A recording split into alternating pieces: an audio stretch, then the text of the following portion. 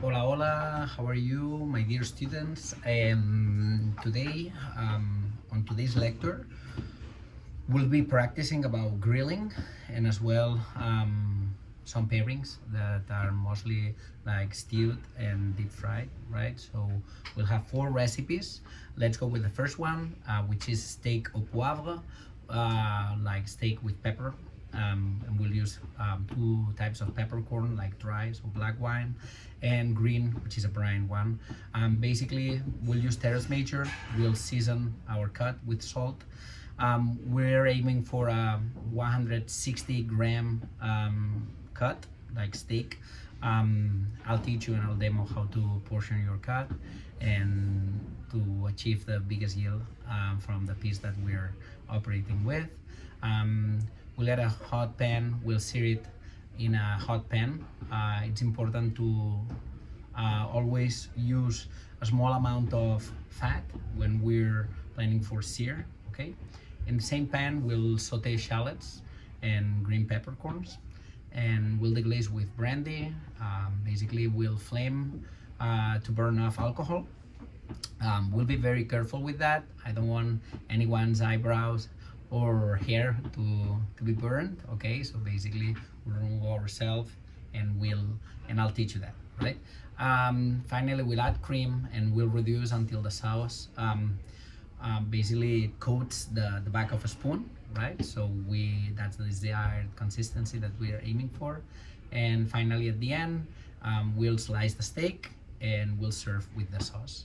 Things that are important towards these recipes: number one, that searing enforces and initiates the Maillard reaction. So basically we'll get more savory and flavorful notes. Green peppercorns will contribute to a very special heat. Basically, we call it the piperin, and it brings a floral aroma as well to the recipe. Flambing brandy as well will remove ethanol, will remove the alcohol from the recipe and but will leave ethanol, so it will leave flavor on that. Sorry, phenols, not ethanol.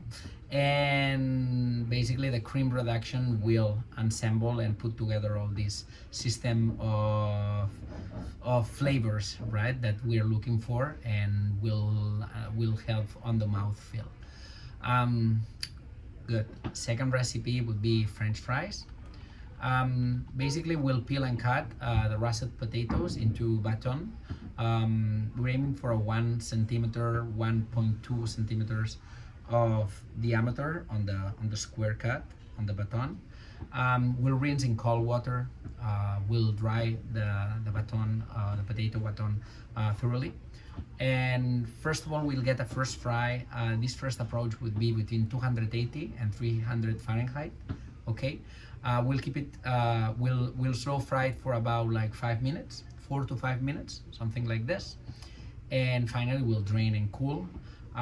We can totally freeze it. Okay, that's gonna help us in our second cooking, like second step of a second frying, which will fry at 375 Fahrenheit, so way higher than before, and until we get it crisp and golden. Okay, finally we'll drain and we'll season immediately.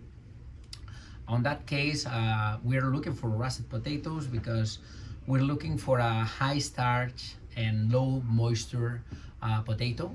We're looking for fluffiness inside and crispy outside, so applying this technique of removing starch at the first beginning with the cold water, just keeping it on and starch inside, and this double approach with frying will get the desired result. If we would use less starch and more moisture potato, which would be maybe a Yukon, we'll get more elasticity. We're not aiming for that, right? Finally, yeah, since that what we're doing, like cleaning it with cold water, it's just removing the starch in the surface, so we don't get gluiness, like it's not gluey. Like that's what we're looking for. We're looking with this for this crisp. Okay. Finally, we'll have to season properly, very important. So as always, yes, salt and pepper. Thank you. After that, we're gonna start working on our, well, probably it's gonna be our first recipe, but in my order is this one, is the jerk chicken. How do we do the jerk? We'll blend scallion, thyme, allspice, soy sauce, molasses, garlic, ginger, habanero, brown sugar, black peppercorn, and mustard seeds, and we create a marinade, right? If we need to add a little bit of water, it's all fine, right? Just a little bit, just to blend it all together. We'll coat the chicken, and ideally we'll marinate for 12 hours or 24 or even more longer. Unfortunately, today we don't have time for that, but we will make sure that we'll give enough space and time to the chicken to get at least some flavor inside. We'll grill this chicken over medium heat, or basically we'll roast it at around like 375 until we have an internal temperature of 165 bowl, okay? And we'll rest before serving, okay? This chicken will be served with another recipe that's called rice and peas. Sorry. Basically, it's a dish that combines kidney beans. In that case, we'll skip the first step, and we'll use them like already cooked. And basically, in the original recipe, we'll soak the beans overnight. We'll simmer them with garlic, thyme, onion, ginger, and Fresno chili.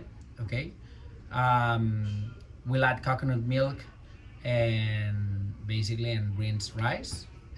We'll simmer until rice is cooked and basically all the liquid is absorbed. And basically we'll let it rest like 5 to 10 minutes, and we'll let it fluff before serving. Okay.